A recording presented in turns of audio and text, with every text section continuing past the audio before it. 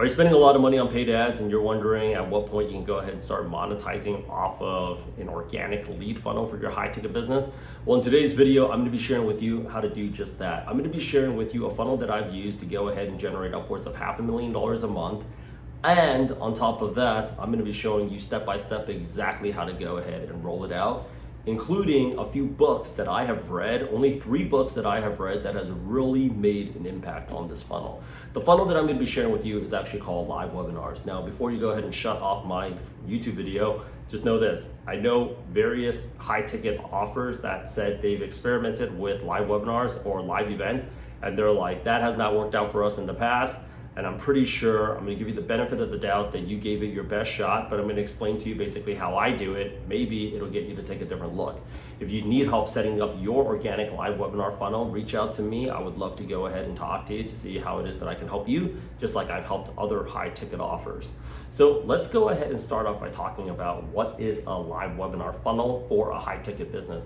Live webinar is basically how I would describe it in its simplest form is a live interactive version of a YouTube video.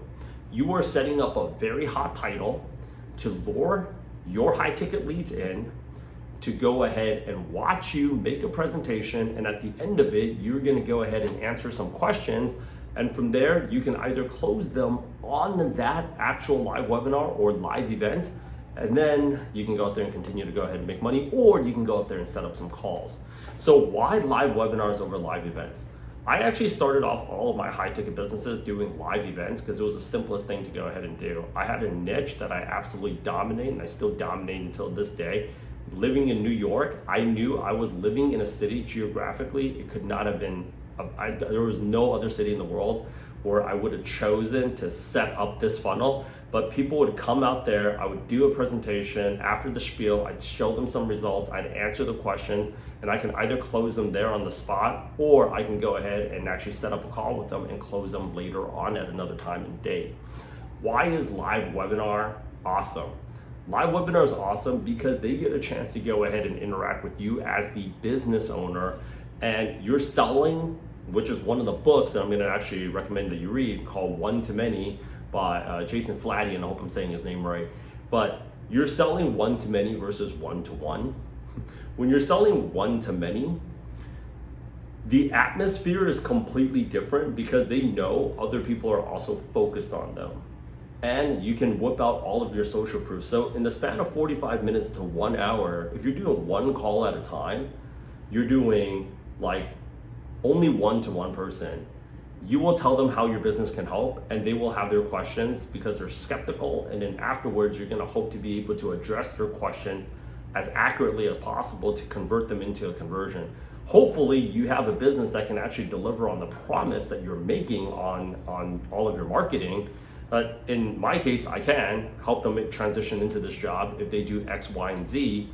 But the problem that I found with so many people showing up to these calls or these meetings is that there's a lot of questions that they don't even know to ask. So you're out there saying, I basically showed you how it is that we can help you out. And they're like, yeah, I believe you guys can actually deliver. But they're kind of looking at you thinking to themselves, I don't have any questions left to ask, but I still feel like I should ask you some questions. And you know things are going well if they start asking you this: what questions have other people also asked you too? That is a very good question. Some people take it personally, don't. It's actually like what they're saying is, I'm actually interested, but there's still about 5% of me holding me back from pulling the trigger and making this decision to go with you. But I don't know what to go ahead and ask. The amateur salespeople would say like, well, ask this. The live webinar or a live event completely takes care of that because people are asking other questions that people have not even thought of to ask, and that's how it always starts. If you notice, if you've ever ran a live event or a live webinar, when you go to Q&A, when you're showing them the stuff, granted that you're good at what you're doing, you can deliver the result, everybody's engaged. When you actually get to the Q&A part, most of the time, people aren't really like raising up their questions and like raising up their hands to ask questions, even though they might want to, they don't know what questions to ask or they might be shy. It takes 1 or 2, 3 people to go ahead and start firing those questions off, and then I don't know, people get inspired, because obviously we take all these questions. If you're smart on the back end, you also create content off of it with the same questions as the titles. What people realize is like, oh yeah, it didn't even occur to me to ask that, but now that person asked that, like, I also want to know more specifically. So now you have engagement, and nobody is gonna sell this business or this offer better than the owners. It's actually one of the other things that I hope people, high ticket offers do, is scale up a 100% commission sales team. Because when I first started the business, I was very, very hesitant about like, I'm the only one that can do it as good as this, or like I have to hire and train the person up for 6 months. No, it's at the end of the day, it comes down to numbers. If you're doing one-to-many, you can sell to as many people as possible without you doing one-to-one, because that just ends up killing your time. Obviously, as a business owner, sometimes when you have to do it, you gotta go ahead and do it. But for the most part, you want to go ahead and sell one-to-many. Now, the other benefit of having a live webinar funnel is actually interaction.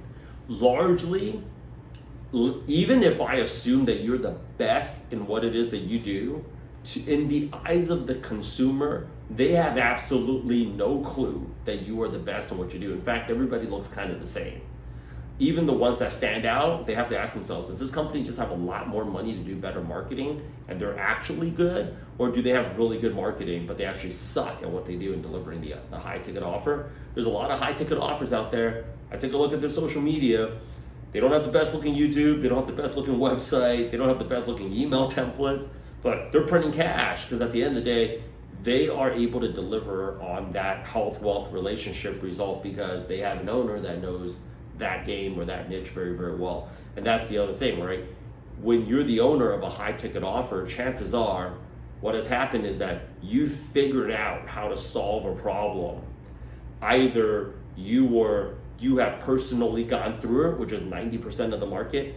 I utilized this diet plan to go ahead and lose this amount of weight, and it's worked. And nothing else worked for me, and I tried it all. And chances are, if you're watching this video right now, you tried them too, and it didn't work out for you.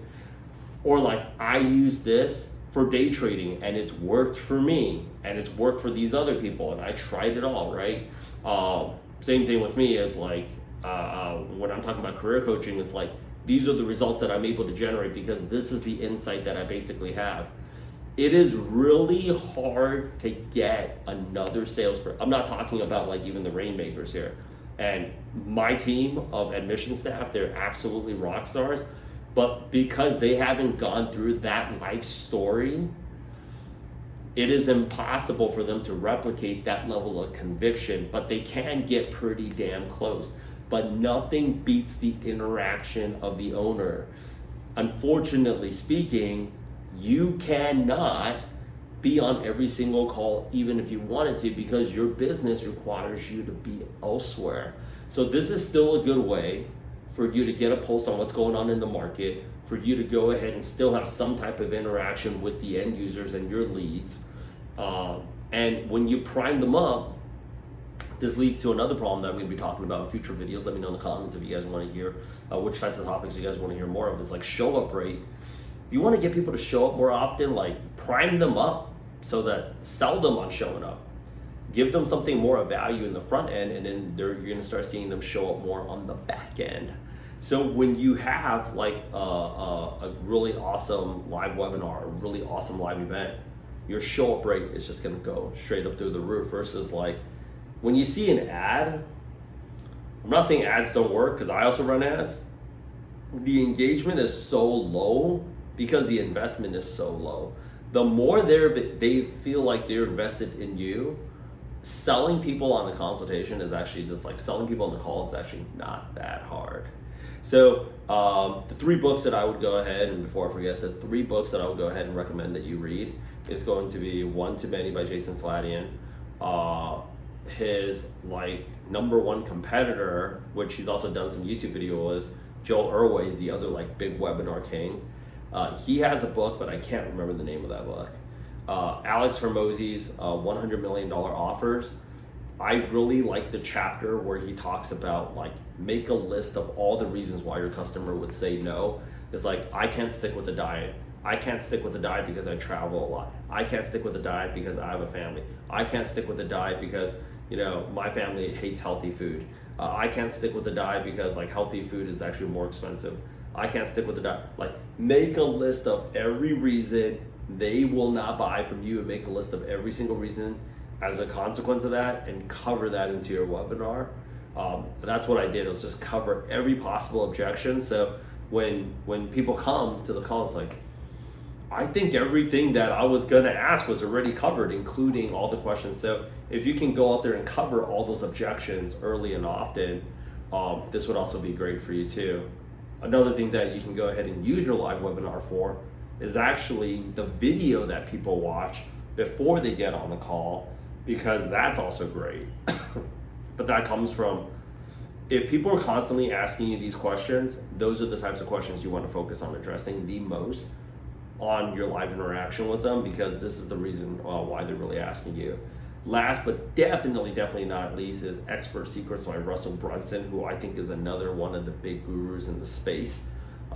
He really talks about how to break down that webinar format, from like showing them the framework, addressing that level of skepticism, and then showing them how it works. But he's so good at building the social proof stories in every single point that he's trying to make low key. You know, like, and his story is actually very interesting and captivating all at the same time. Like, I remember, like, he'll write a story about, like, you know, back when I was on the wrestling team, I knew I had to go out there and get XYZ GPA in order to be able to continue wrestling, but I had this paper to write and I couldn't bring myself to write it.